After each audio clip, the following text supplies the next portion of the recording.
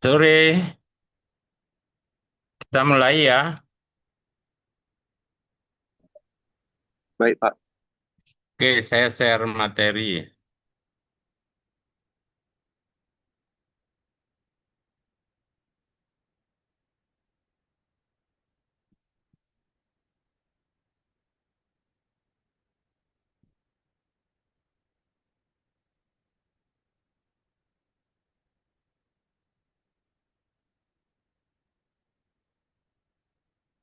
Oke, hari ini pertemuan ketiga ya. Saya akan bicara tentang pengertian eh,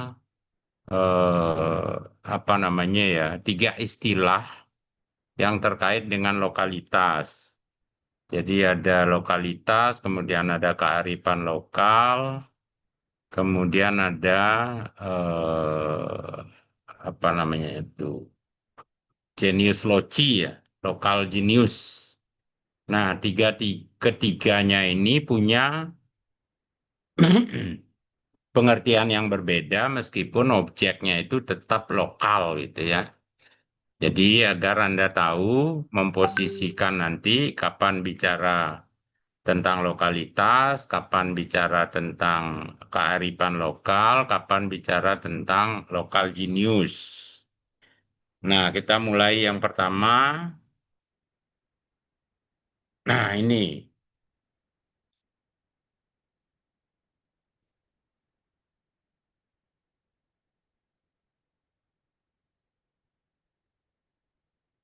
dalam konteks arsitektur ya, lokalitas atau locality itu dalam frame arsitektur itu berbicara tentang dua posisi ya. Kalau kita menyebut lokalitas arsitektur, maka kita akan bicara dua posisi. Jadi satu berada di ranah proses. Jadi lokalitas itu artinya proses menjadi lokal. Jadi arsitektur yang sudah berkembang, yang modern dan sebagainya, eh, dijadikan lokal, gitu ya, agar dia bernuansa, berkesan lokal, mengekspresikan kelokalannya. Itu jadi proses menjadi lokal. Yang kedua adalah karakteristik kesetempatan. Jadi lokalitas itu dalam arsitektur berbicara dua hal ini. Proses menjadi lokal dan karakteristik kesetempatan. Jadi karakteristik tertentu pada tempat tertentu gitu ya, yang tidak sama dengan tempat-tempat yang lainnya. Anda bisa lihat gambar di atas di materi ini ya. Ini semuanya di Indonesia, tapi punya karakter yang beda-beda. Nah, ini yang karena kesetempatannya gitu ya. Di Batak beda, kemudian di Kalimantan, kemudian di Toraja, kemudian Bali, kemudian Jawa, kemudian ada yang sangat berbeda itu ada di Wairebo. Di Wairebo di daerah timur Indonesia. Bulat-bulat itu. Nah, itu karakteristik kesetempatan ya. Kemudian, nah dari kedua ini, proses menjadi lokal dengan mengangkat karakteristik kesetempatan itu akan menghasilkan arsitektur yang memiliki kebedaan dan keunikan. Dia berbeda antara daerah satu dengan daerah lainnya, kemudian unik. Uniknya itu karena kesetempatannya, karena pemahaman mereka tentang eh, arsitektur gitu ya yang berbeda-beda, titik pijaknya berbeda eh, melalui pemikiran yang berkaitan dengan kepercayaan, kebudayaan dan sebagainya. Kemudian pemahaman mereka, respon mereka terhadap kondisi alam di masing-masing tempat itu. Nah, jadi kesetempatan itu membuat mereka menjadi unik gitu, masing-masing punya keunikan. Ya, Anda lihat gambar-gambar di atas itu sangat unik. Kecuali kalau yang lain satu masa bangunan ya, kalau kecuali Bali. Bali huniannya itu memiliki banyak unit bangunan di dalam satu rumah tinggal itu. Nah, itu jadi lokalitas itu bicara tentang proses menjadi lokal, didasarkan atas karakteristik kesetempatan, kemudian arsitektur yang dihasilkan, ya arsitektur yang memiliki kebedaan dan keunikan.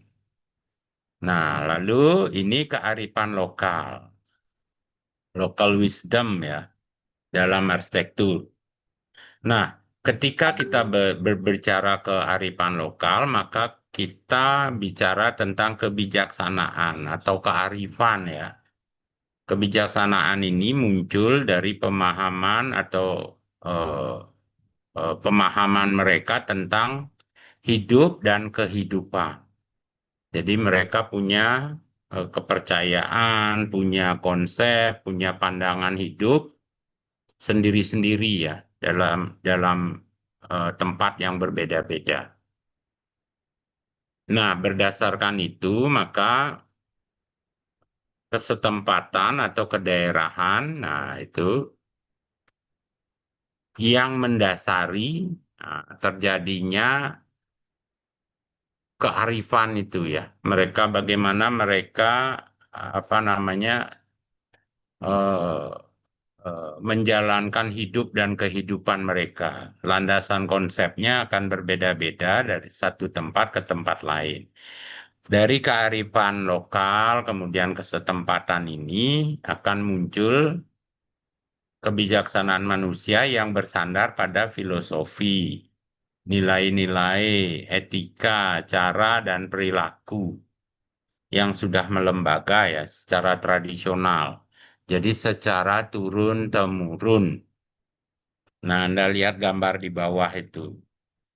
Dari cara mereka berpakaian itu mengekspresikan budaya yang berbeda-beda antara satu tempat dengan tempat yang lain. Jadi ini adalah ekspresi kedaerahan atau kesetempatan ya. Jadi apa namanya itu Sumatera, Kalimantan, Dayak itu beda ya, dan seterusnya Jawa, Bali. Kemudian wilayah timur Indonesia itu berbeda-beda. Intinya bahwa kalau kita bicara kearifan lokal arsitektur, maka kita bicara tentang landasan filosofis dari arsitektur yang dibangun. Nah, itu, jadi itu kearifan lokal. Kemudian genius loci atau lokal genius dalam arsitektur.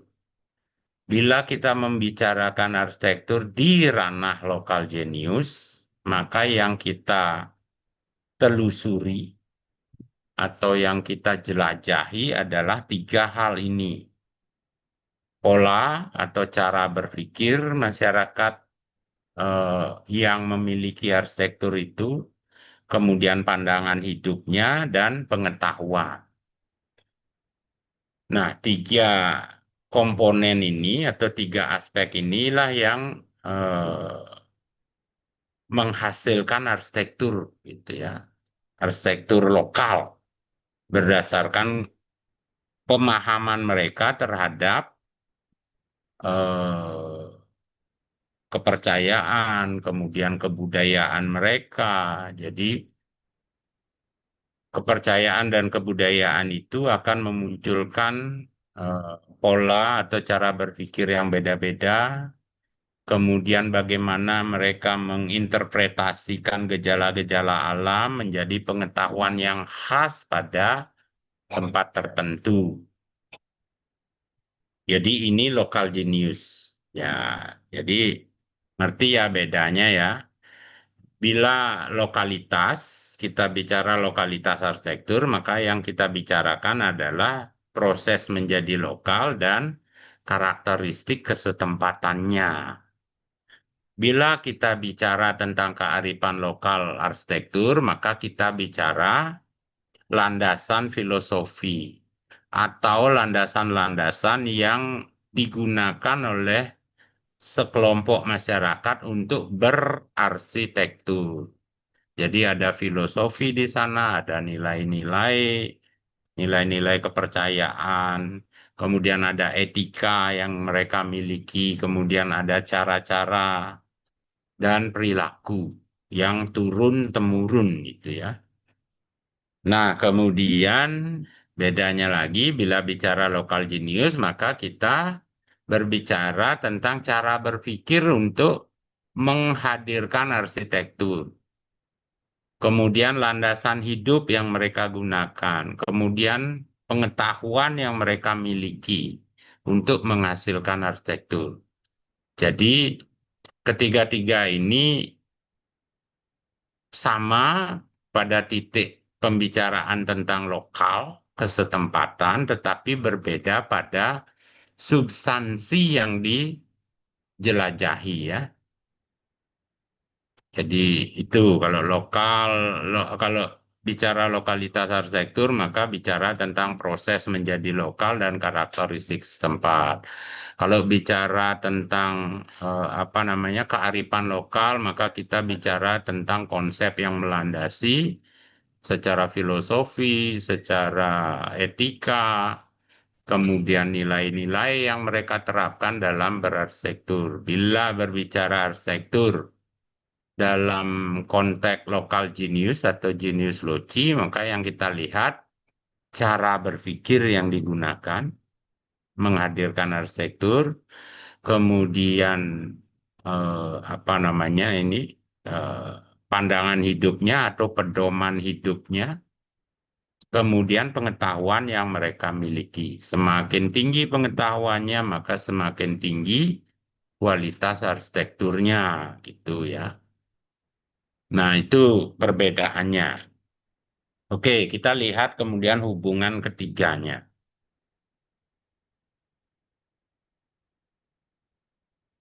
Nah, ini kalau kearifan lokal, jadi kearifan lokal itu merupakan nilai-nilai norma dan tradisi setempat yang melandasi penghadiran arsitektur.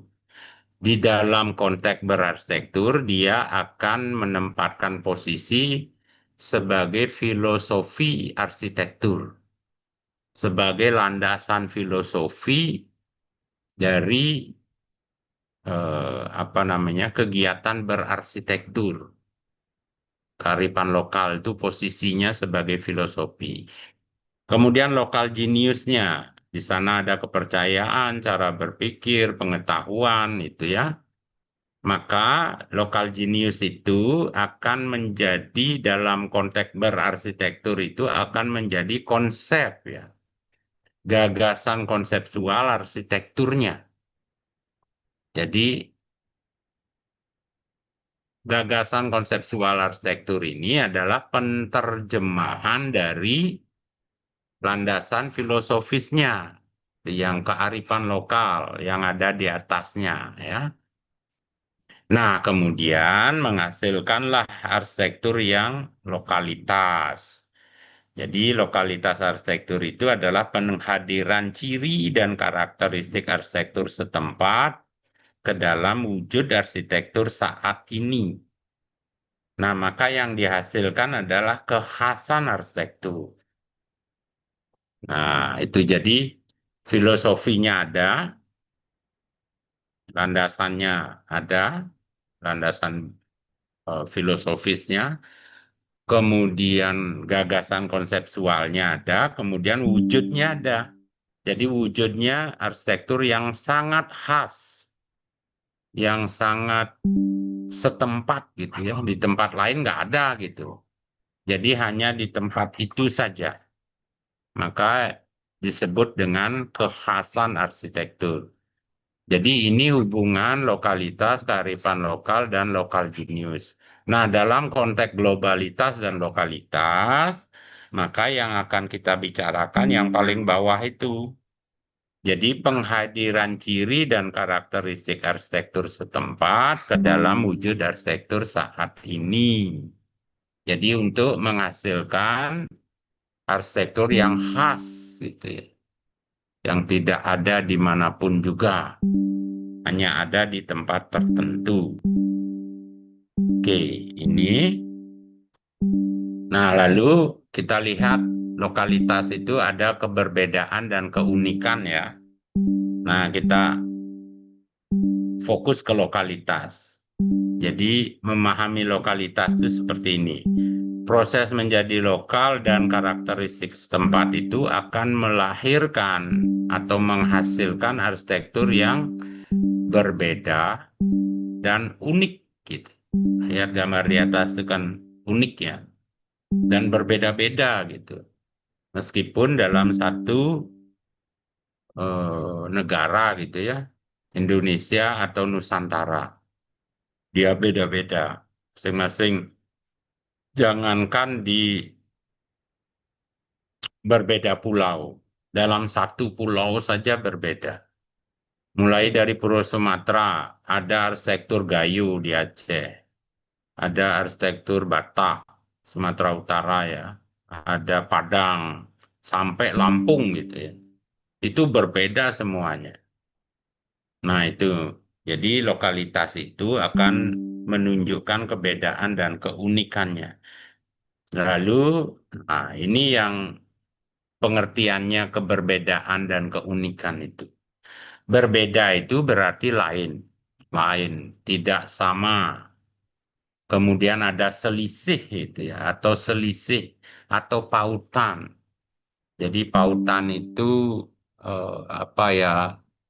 Pautan itu eh, berbeda dalam nilai gitu ya.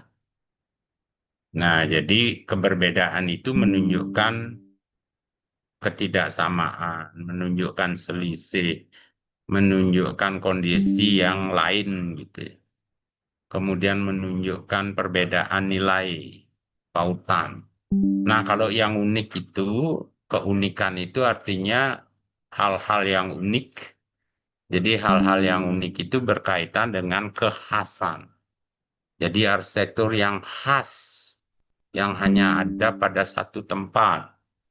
Kemudian khusus gitu ya. Khusus di tempat itu saja. Kemudian lain dari yang lain. Jadi dia hanya ada satu-satunya, ya. Kemudian istimewa, pasti itu. Jadi keistimewaan itu karena dia memiliki kekhasan, keunikan gitu ya. Jadi itulah yang menyebabkan dia istimewa.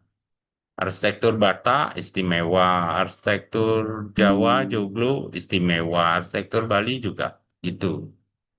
Jadi masing-masing punya keunggulan gitu ya. Masing-masing punya keistimewaan. Nah, inilah konteks keberbedaan dan keunikan dalam lokalitas arsitektur ya. Jadi intinya bahwa lokalitas kesetempatan itu akan menghasilkan sesuatu yang berbeda dan unik. Itu. Nah, ini lebih jauh lagi, keberbedaan itu ada berbeda secara internal, berbeda ruang dan waktu, tapi pada satu wilayah.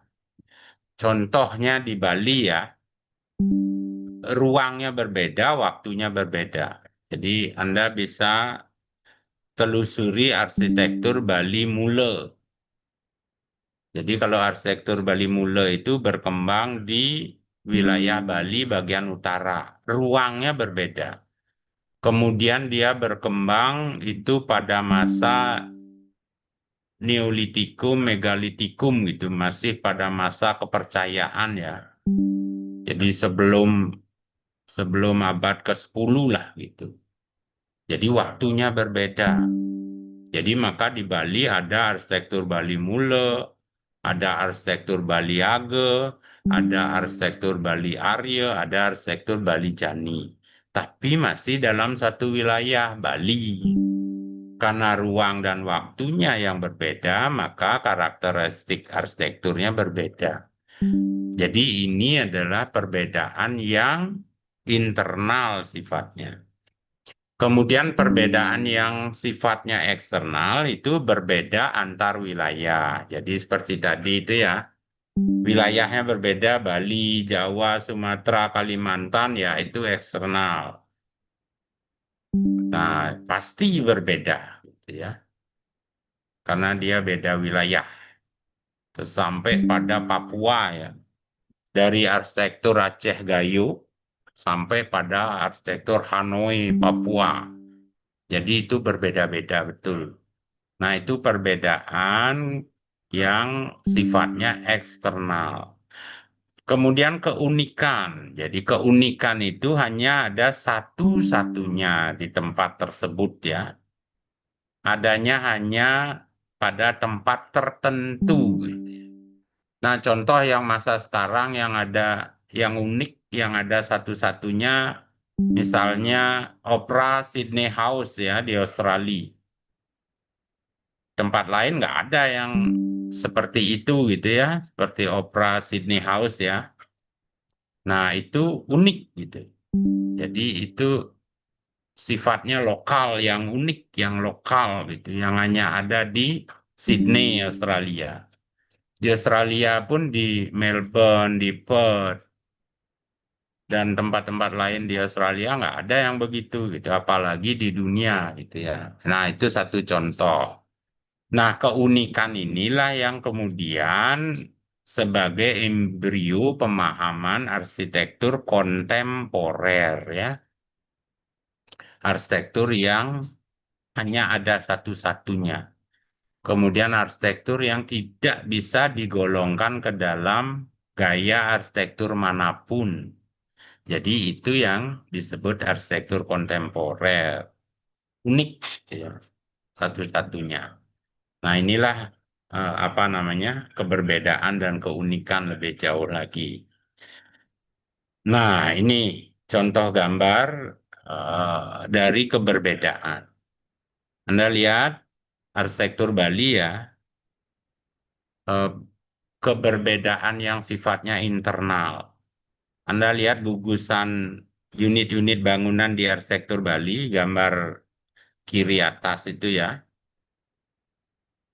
Ada beberapa tipologi bangunan. Jadi ada 1, 2, 3, 4, 5, 6, 7 ya. Itu berbeda-beda semua. Ini namanya perbedaan yang sifatnya internal. Nah, lebih jauh Anda lihat di bawah ya, antara Jineng dengan Balai Meten atau Balai Daje. Anda lihat beda fungsinya, beda bentuknya, tetapi dia masih ada dalam satu lahan gitu ya, satu wilayah rumah tinggal. Nah, ini disebut perbedaan yang internal. Coba Anda lihat ini Balai Balai Meten ini ya, yang ini dengan yang ini berbeda. Nah, itu aja berbeda, padahal dia apa namanya, masih disebut dengan Bali Daje atau Bali Meten, tetapi wujudnya sudah berbeda. Kalau ini konteksnya adalah Bali Meten atau Bali Daje untuk rakyat biasa, jadi dia tanpa teras ya. Kalau ini sudah stratanya lebih tinggi lagi, strata sosialnya. Bukan rakyat kebanyakan, tapi sudah menjabat lah ini ya. Ada jabatan tertentu sehingga ada teras yang ditambahkan untuk tempat orang menghadap atau mengurus apa gitu. Jadi itu ya. Nah, ini aja berbeda meskipun dia juga Balai Daje. Nah, itu penegasan dari kesetempatan. Nah, gambar di kanan, atas, dan bawah ini menunjukkan perbedaan yang sifatnya eksternal karena wilayahnya berbeda. meskipun dia ada di Pulau Sumatera juga ya. Jadi yang di atas ini Hotana Godang itu Batak, yang di bawah ini Rumah Gadang ini Padang gitu ya. Antara Sumatera Utara dan Sumatera Selatan. Dalam satu pulau mesti. Wilayahnya berbeda, wujud arsitekturnya berbeda. Nah, itulah keberbedaan. Nah, ini keunikan ya. Keunikan dari masing-masing ya. Ini eh, apa nih? Rumah Gadang ya. Rumah Gadang di Padang. Kalau ini di Sumba. Nah, iya yang bawah.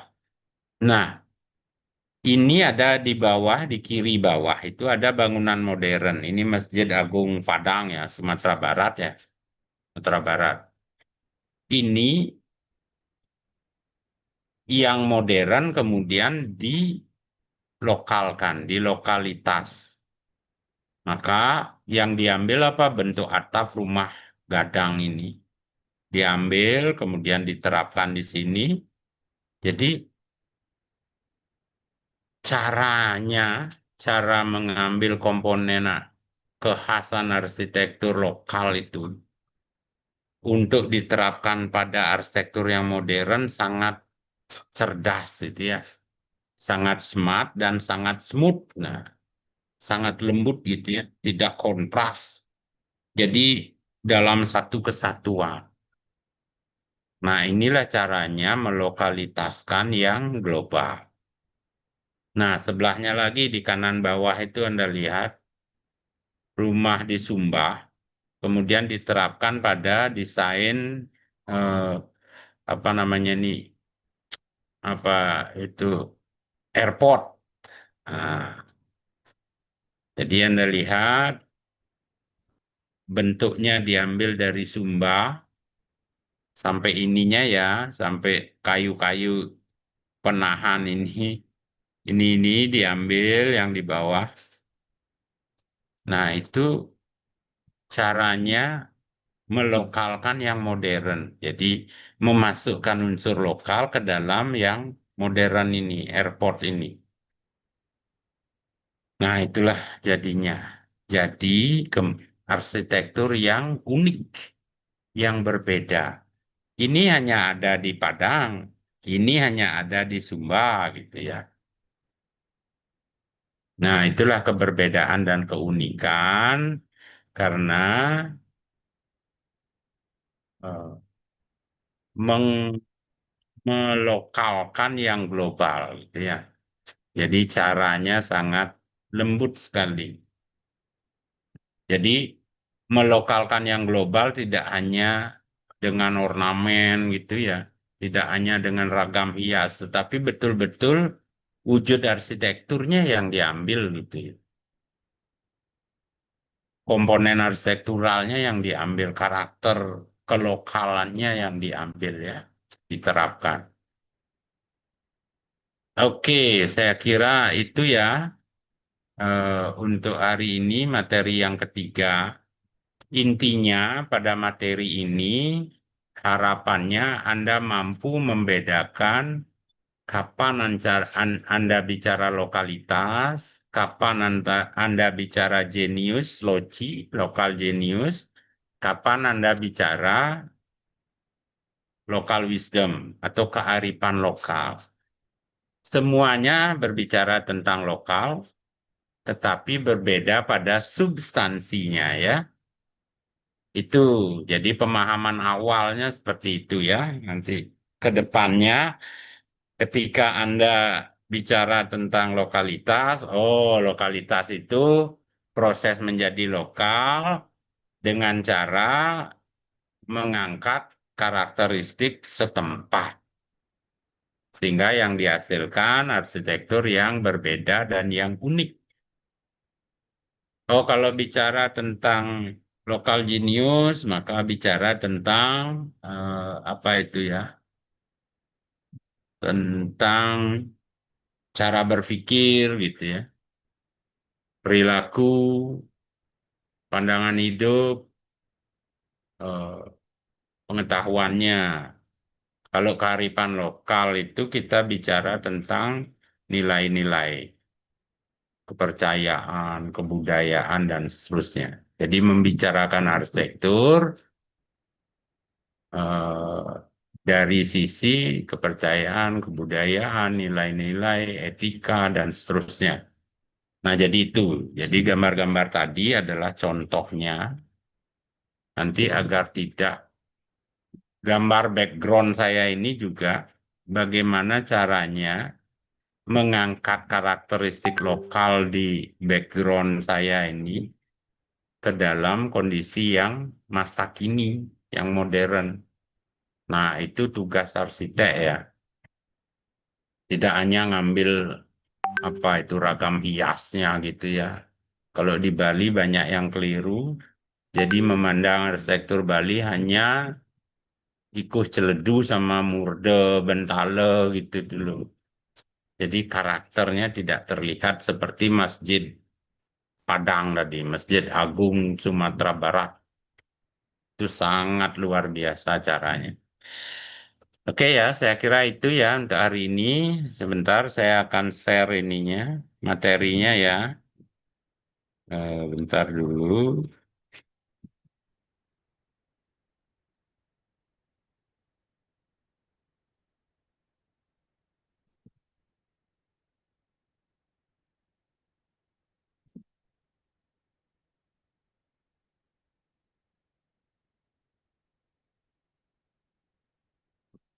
Nah, kemudian saya ingatkan lagi, untuk tugas satu Anda sudah mulai ya cari data ya, data arsitektur yang akan Anda jelajahi. Arsitektur Nusantara ya, bisa arsitektur tadi, arsitektur Nusantara, arsitektur Aceh gitu ya, Batak, Kalimantan, arsitektur Dayak, bisa arsitektur Betawi gitu. Silakan Anda siapkan datanya, cari informasi yang sebanyak-banyaknya untuk mengerjakan tugas ini.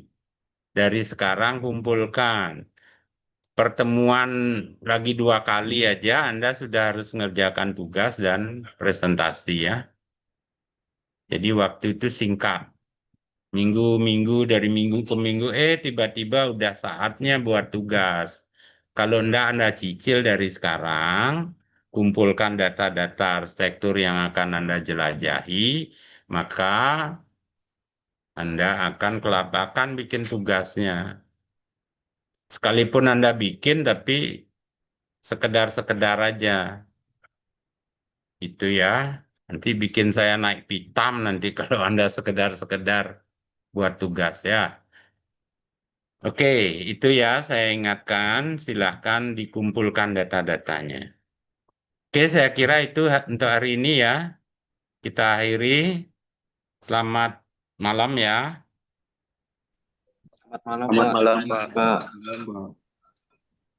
Malam, Pak.